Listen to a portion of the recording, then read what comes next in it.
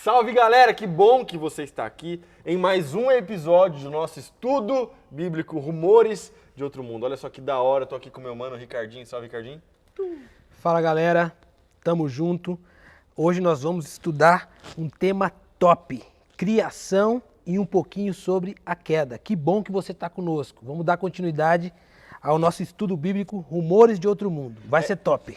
É isso aí, mano. A gente começou e a gente fez um brainstorming, assim. A gente falou um monte de coisa e 1 milhão de informação diferente e foi muito legal para você ter um norte daquilo que a gente quer, mas agora a gente vai se aprofundar e ser específico no tema que a gente está falando, certo?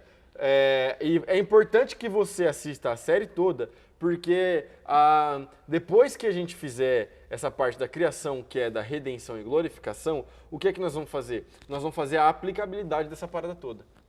Okay. Ou seja, como você coloca, quando você coloca a lente cristã, que é a lente que você deve usar para enxergar o mundo, que é a lente da palavra de Deus, como você deve enxergar as questões aí da humanidade, as questões da sociedade. Então, fica ligado aí, porque, mano, essa série de estudo bíblico tá fantástica e é só o começo, a gente tá com muita ideia e muita coisa legal pra gente fazer. Davizão, no nosso primeiro vídeo, a gente falou sobre o que é cosmovisão, e cosmovisão é uma maneira de enxergar o mundo. Então, todo mundo tem a sua cosmovisão. Todo mundo tem. Todo mundo enxerga o mundo de alguma maneira.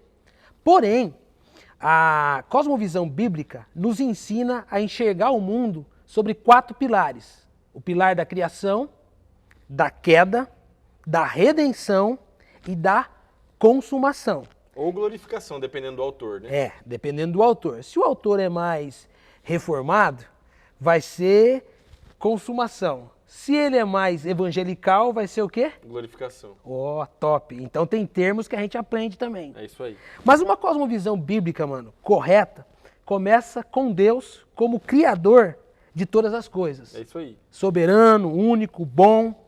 Então, uma cosmovisão bíblica se ocupa em mostrar que Deus é o criador de todas as coisas. Como que você vê isso, mano? Mano, eu tô até com a minha Bíblia aqui hoje.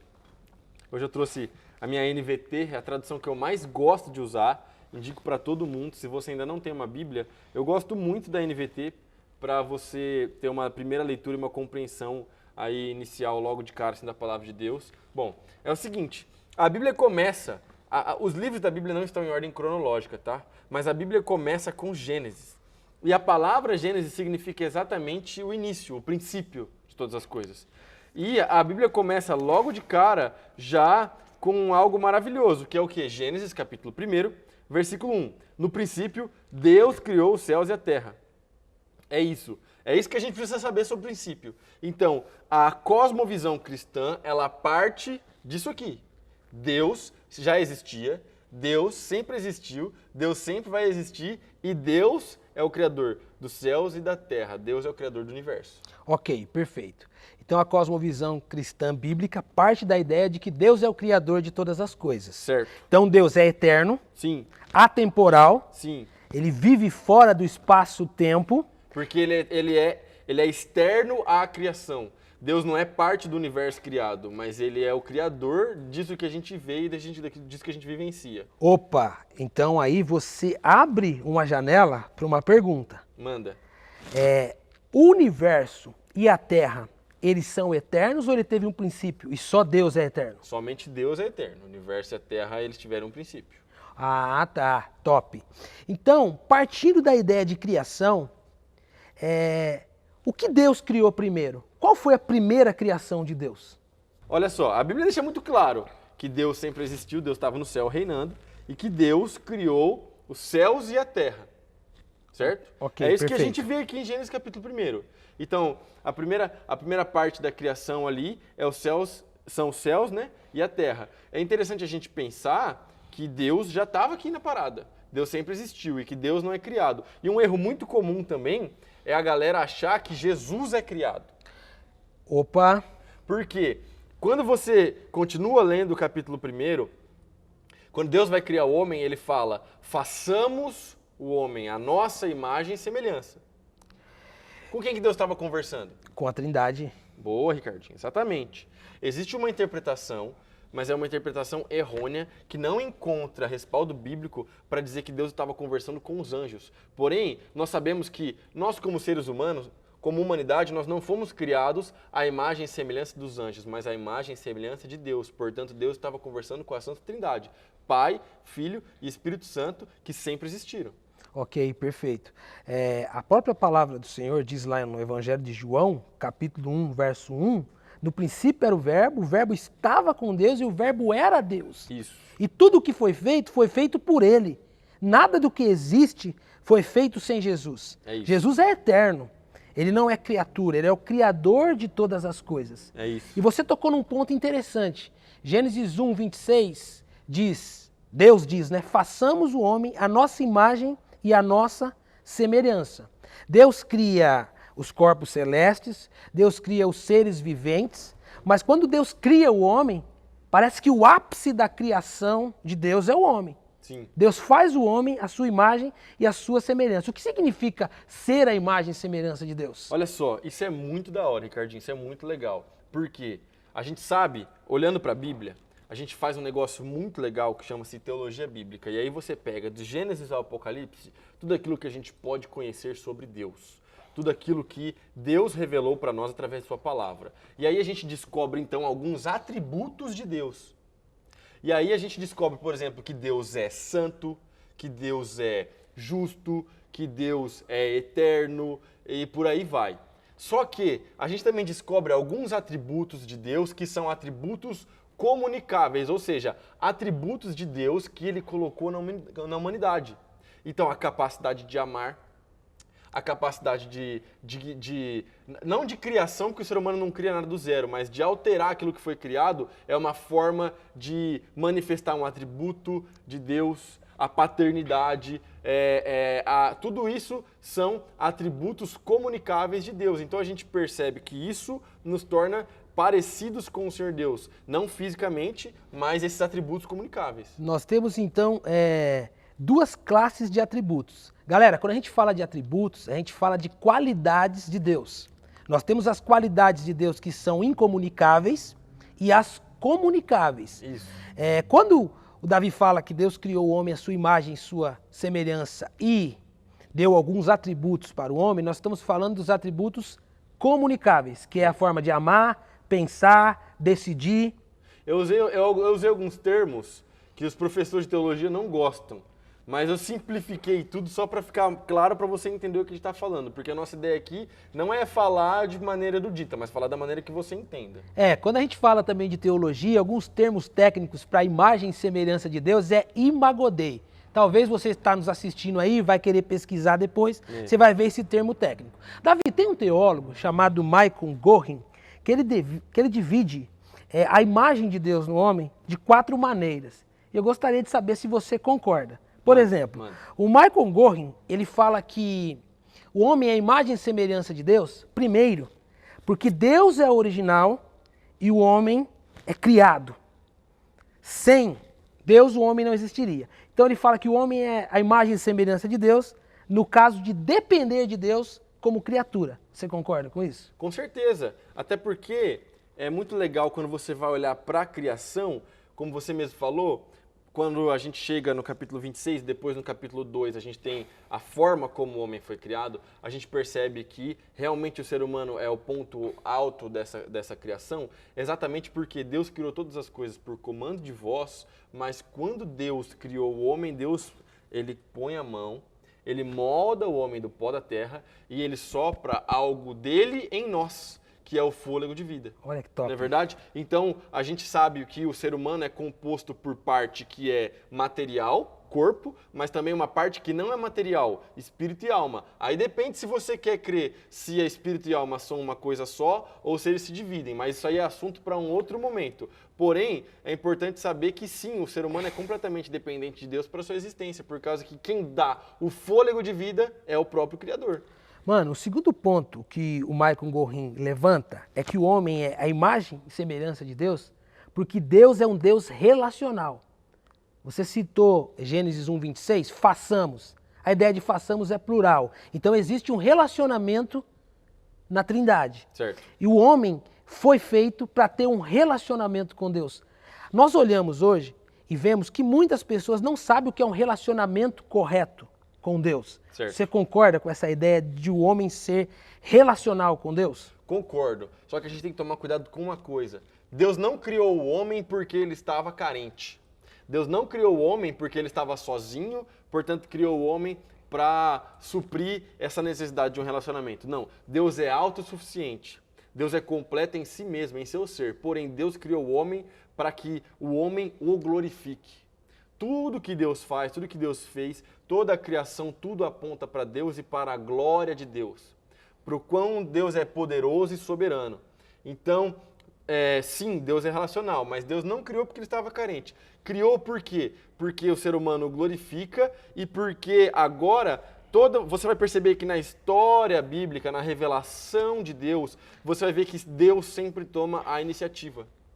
Em outras religiões, em outros tipos de fé, é o homem que sempre busca até Deus. Na mitologia grega, você sempre vai ver o herói querendo subir o Monte Olimpo. Mas agora, quando você vai para a cosmovisão cristã, você percebe que é sempre Deus que tomou a iniciativa. Deus criou, Deus veio até nós. Quando a gente já vai chegar a falar da queda, Gênesis capítulo 3, é Deus que vem até o jardim para onde está o Adão, ele vai procurar Adão. Você vai ver que Deus enviou seu filho Jesus. Então é sempre a iniciativa vindo de Deus, e não de nós. Ok, top. Então, quando você fala que Deus é relacional, você fala que Deus cria o homem como um ser, Deus é soberano, cria o homem porque quer criar, não porque depende do homem. Porém, existe uma heresia que corre solta agora na pós-modernidade, que é o teísmo aberto, que fala que Deus necessita do homem para que Deus possa ser completo. Sim.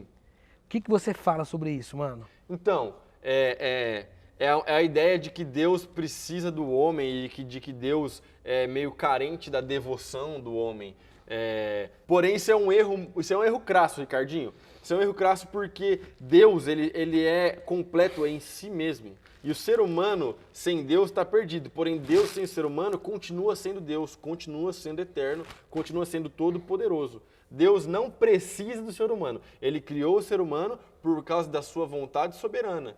E também porque ele nos amou. Ok, perfeito. Mano, uma terceira opinião sobre a Imago Dei, a imagem e semelhança de Deus, é que Deus faz o homem a sua imagem, e você já tocou nesse ponto, no sentido de pensar, de amar, de decidir. Mas não é só isso. Deus também cria o homem para espelhar o seu caráter, para espelhar quem Deus é. Boa. Então a forma que a gente pensa, que a forma que a gente sente, a forma que a gente ama, que a gente decide, também espelha a imagem de Deus em nós. E a gente vê hoje muita gente falando, olha, eu estou deprimido, Deus não me ama, eu me sinto num labirinto, preso dentro das minhas emoções, não sei o que fazer. Isso se dá às pessoas não terem consciência de que foram criadas à imagem e semelhança de Deus? Não só se dá a essa consciência de que elas não sabem quem elas são, como elas também não sabem o que Deus fez, que a gente já está pulando, chegando lá na redenção, né? Mas elas não sabem aquilo que Cristo fez por elas e elas não sabem por que elas estão aqui. Então elas vivem uma vida perdida. Essa ideia de que você falou, para a gente focar aqui, é tão legal que a gente manifesta características do Senhor Deus e o caráter de Deus. Por exemplo, olha que interessante, no versículo 28 do capítulo 1 de Gênesis, Deus fala o seguinte: então Deus os abençoou e disse, está falando aqui para o homem e a mulher no caso, sejam férteis e multipliquem-se, encham e governem a terra, dominem sobre os peixes do mar, sobre as aves do céu, sobre todos os animais que rastejam pelo chão. Esse domínio que Deus dá para o homem é um vislumbre, um reflexo do domínio que ele tem sobre tudo, sobre a existência de todas as coisas. Deus criou o homem para dominar, Deus criou o homem para governar, porém, e o plano de Deus, perfeito, Deus criou o homem tudo certo, porém, a gente sabe que algo acontece no capítulo 3 que deturba tudo isso. Calma lá, daqui a pouco nós vamos chegar nesse algo que acontece no capítulo 3. Mas partindo da ideia que você disse aí, dentro da teologia a gente vê aquele termo, como o homem sendo a imagem e semelhança de Deus, como vice-regente de Deus. O homem foi criado por Deus para reger a terra, organizar e cuidar dela. Dentro disso, alguns teólogos dizem que Deus dá 3 mandatos para o homem. O mandato espiritual, o mandato cultural e o mandato social. No mandato espiritual, Deus cria o homem para se relacionar com ele, para falar com ele. Isso é claro nos 3 primeiros capítulos de Gênesis, que a gente vê Deus indo na viração do dia bater um papo com o homem. Sim. Então Deus é um Deus que vai até o homem sempre, conversa com ele, cria para manter um relacionamento. Quando a gente tem a ideia do relacionamento certo com Deus, tudo muda ao nosso redor. A nossa forma de ser, a nossa forma de pensar, a nossa forma de agir. Nós temos um mandato social, que é um mandato que Deus diz para Adão e Eva, de crescer, de multiplicar, de criar uma família. Mas eu quero focar com você no mandato cultural. Legal. O homem é chamado por Deus para moldar e para fazer cultura. Como você vê o relacionamento da igreja, do jovem, do adolescente cristão com a cultura? Parece que a gente faz uma dicotomia entre secular e sagrado, mano. O que você pensa sobre isso? Cara, isso é maravilhoso e isso daria uma série de vídeos só pra gente falar sobre isso. A gente pode até fazer, na verdade, depois focado na cultura. Mas para dar uma ideia inicial é o seguinte. Deus criou tudo perfeito. E tudo que é bonito, tudo que é belo, tudo que tudo que é admirável, tudo isso aponta para o Senhor Deus. Ok, perfeito. Então, quando um pintor ele vai lá e ele pinta uma paisagem, um quadro muito bonito de um pôr do sol, e aquilo a gente fica admirando, falando, nossa, que lindo, tudo isso está apontando para o Senhor Deus. Então, tudo que é belo, tudo que é bonito, tudo que é formoso deve apontar para Deus. E a igreja deve produzir cultura e manifestar a cultura que glorifica o Senhor Deus. Então a igreja deve produzir artes, produzir qualquer tipo de cultura que seja, que aponta para Deus, que glorifica a Deus, que engrandece o Senhor Deus. Seja isso música, seja isso mídia digital, qualquer coisa. Essa é a visão de cultura bíblica. De uma forma bem básica, a gente pode aprofundar depois, mais para frente. Dentro desse raciocínio, existe a dicotomia entre sagrado e secular? Por exemplo, a minha profissão como teólogo, que eu falo de Deus, estudo a Bíblia, é sagrado. E a profissão de um médico, de um psicólogo, de um cineasta, ela é secular. Existe essa dicotomia ou não? Ou como seres humanos criados à imagem e semelhança de Deus, nós temos que fazer tudo para a glória de Deus e não existe essa dicotomia. Quando a gente está falando sobre salvação, existe. Porque tem o salvo e não salvo, as coisas de Deus e as coisas do mundo, pecado e não pecado. Agora, quando a gente está falando, por exemplo, daquele que é salvo, do homem, da mulher cristã, aí não, porque como você mesmo falou, a Bíblia diz, quer comais, quer bebais ou façais qualquer outra coisa, façam tudo para a glória de Deus. Então, tudo que você faz aí, meu irmão, minha irmã, que está assistindo qualquer coisa, seja sair para trabalhar, ou seja cuidar do seu filho, você faz isso para a glória de Deus. Seja lá no momento que você está trocando a fralda do seu filho, ou seja no momento que você está pegando ele para trazer ele para a igreja. Tudo isso você tem que fazer para a glória de Deus. Então, essa divisão de agora eu estou fazendo algo santo, agora eu estou fazendo algo que não é santo, na vida do crente não existe mais. Ou seja, para o cristão, para aquele que tem o Senhor Jesus como o único Senhor e Salvador da sua vida, tudo é sagrado, porque você faz para a glória de Deus. Tudo. Conta-se uma história que um sapateiro se converteu e chegou em Martinho Lutero. Falou, Martinho Lutero, eu me converti, eu me rendi ao Senhor, o que eu tenho que fazer agora? Ele esperava que Martinho Lutero, o grande reformador, dissesse para ele, olha, você agora vai ser um pastor, um missionário. E Martinho Lutero fala para ele o seguinte, vai, volta a ser sapateiro, vende o sapato por um preço justo e faz o melhor sapato para a glória de Deus. Então, de repente, você pensa que a profissão que você sonha, ela não agrada a Deus, tira isso da sua cabeça. Tudo que você vai fazer, você faz para a glória de Deus. Porque Deus é o criador de todas as coisas, inclusive lá da vida do sapateiro e da profissão do cara. Então era isso que Lutero estava querendo dizer. Pensa bem, se todo mundo que se converte fosse ter que abandonar as coisas da vida comum, digamos assim, e virar pastor, a gente não ia ter cristão em nenhum lugar, em nenhuma esfera, em nenhuma camada da sociedade. E pelo contrário, o que a gente entende biblicamente falando, é que onde você estiver, você tem que brilhar a luz de Jesus, você tem que apontar para a glória de Deus.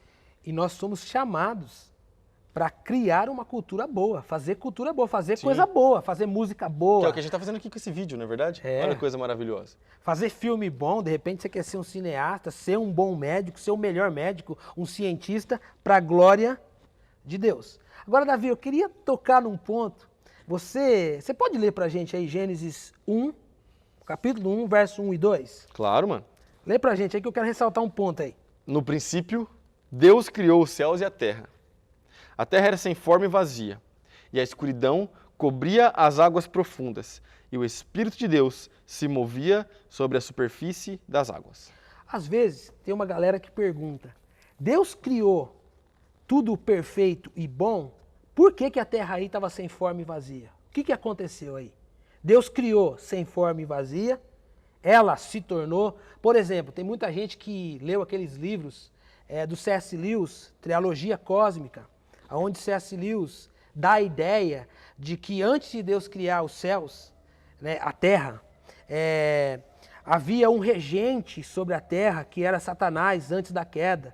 E aí Satanás cai e a terra veio a se tornar sem forma e vazia. Você pensa dessa forma ou não? Ou isso aí só é uma expressão do autor para dizer que Deus estava criando e colocando tudo em ordem para ficar belo, lindo e maravilhoso, como o Gênesis diz? Tudo que passa muito da letra escrita é especulativo. Então tem a teoria da lacuna que o C.S. Lewis acreditava e que ele coloca isso em alguns livros dele e nessa alegoria aí da trilogia cósmica. Porém, nada disso é inspirado, nada disso é cânon, nada disso é palavra de Deus. Então o que a gente sabe é que Deus criou a terra sem forma e vazia. O que eu consigo perceber olhando para a palavra de Deus é o quê? Que Deus estava querendo nos ensinar a respeito de processo. Porque a Bíblia diz que Deus criou tudo em 6 dias e descansou no 7º. Veja bem, Deus não fica cansado. Opa, só abrindo um parênteses aí. Certo. Você falou que Deus criou tudo em 6 dias. A gente vê muito hoje a galera que acredita na teoria da evolução e quer enquadrar isso dentro da Bíblia. E aí fala que os 6 dias de Gênesis aí são eras de milhões de anos. Outros falam que são 6 dias literais. O que você pensa a respeito disso? Ó, tem até a galera, tem uma galera aí, esqueci o nome do grupo deles agora, mas que é uma galera que são cientistas e que são cristãos e que eles ficam tentando fazer um paralelo entre a teoria da evolução e a Bíblia. Olha só, respeito pelos caras, que Deus abençoe a vida deles. Porém é o seguinte, eu prefiro acreditar na palavra de Deus e principalmente assim, se a gente fica tentando arrumar muita metáfora e muito significado além da letra, a gente pode estar diminuindo um pouco o poder de Deus. Então, se eu fico tentando encaixar a teoria da evolução com a palavra de Deus, logo parece que eu creio num Deus que não é capaz de criar um mundo em 6 dias. Então, eu acredito que se foram 6 dias literais, então Deus criou em 6 dias, sim, literalmente ali. Agora, a gente não sabe se essa divisão de dias era uma divisão de dias de 24 horas ou se foram 6 períodos, 6 eras. O que a gente sabe é que Deus tinha um ensinamento para nós com essa comunicação de 6 dias e no 7º ele descansou. O mais top de tudo isso é que Gênesis mostra que Deus criou todas as coisas. Certo. Que Deus governa todas as coisas. Existe uma origem. Existe uma origem, né? O universo passou a existir dentro do coração de Deus e Deus executou isso. Isso contraria a ideia do naturalismo e do evolucionismo. No evolucionismo e no naturalismo, a gente vê algo muito superficial, impessoal. E Gênesis nos mostra que Deus cria tudo com um propósito. Certo. Cria o homem com um propósito, cria os animais com um propósito, cria as plantas com um propósito. Então, o Gênesis nos mostra esse Deus relacional que nos ama. E isso é muito interessante. Demais. Porque muitas vezes a gente vê as pessoas tentando colocar Deus dentro de uma caixa de sapato e falar, Deus, fica aqui, querendo domesticar o Criador. E Gênesis mostra que Deus é indomesticável, que Deus é todo poderoso. Com certeza. Faz do jeito que quer, da forma que quer e como quer. E coloca ordem até no caos. Porque o verso 2 que você disse aí diz que o Espírito pairava sobre a face das águas. O Espírito Santo estava colocando tudo em ordem. Agora a gente parte agora para um segundo ponto. Está tudo bom aí, está tudo lindo, Deus cria tudo com ordem e decência, Deus cria tudo perfeito. o capítulo 1, verso 31, vai dizer que a criação que Deus fez é muito boa, mas de repente algo dá errado, Davi. Cara, o capítulo 3 de Gênesis é provavelmente o capítulo, um dos mais importantes, eu não vou falar o mais importante, porque senão, mas é um dos mais importantes da sua Bíblia. Porque é esse capítulo aqui, 3 de Gênesis, que vai dar sentido a tudo aquilo que precisou ser revelado depois para nós. Que é o que acontece aqui. Que logo no primeiro versículo, a serpente era o mais astuto de todos os animais selvagens que o Senhor Deus havia criado. Certa vez, ela perguntou à mulher, Deus realmente disse que vocês não devem comer do fruto de nenhuma das árvores do jardim? Bom, aqui a gente já tem algo interessante, você vai precisar depois ler o capítulo 2. Mas o que acontece é que Deus havia colocado no jardim várias árvores frutíferas. Okay. Então o ser humano poderia lá, Adão e Eva, eles poderiam comer tudo aquilo que eles quisessem comer no jardim, menos uma árvore. Ok, perfeito. A árvore do conhecimento do bem e do mal. Então, Deus colocou ali, no meio do jardim, uma árvore. A árvore do conhecimento do bem e do mal. E essa era a árvore que o ser humano, né, Adão e Eva, não deveriam comer desse fruto. Ok. E você já sabe, ó, você já conhece a história, que Adão e Eva pecaram e comeram do fruto. Agora, para a gente compreender melhor a queda e suas consequências, nós vamos deixar o vídeo para semana que vem, onde a gente vai falar especificamente sobre o capítulo 3, que exige bem mais atenção e talvez a gente faça até versículo por versículo. Mas se você já quiser vir para o vídeo preparado, eu te aconselho, continua aqui no canal do Ministério Multi e escreve assim, ó, a queda e suas consequências. E assiste a pregação, onde eu prego esse capítulo aqui, versículo por versículo. Eu tenho certeza que vai ser muito edificante para a sua vida. Ricardinho, mais uma vez. Davi, obrigado, foi top. mano. Deus abençoe. Galera, se prepare para o nosso próximo bate-papo. Tamo junto. Um abraço. Tamo junto, Deus te abençoe. Valeu. Se inscreva no canal, dá seu like, ativa o sininho. Valeu. A gente vai movimentar bastante esse canal agora, nesse ano de 2021. Tamo junto. Valeu, galera. Tamo junto.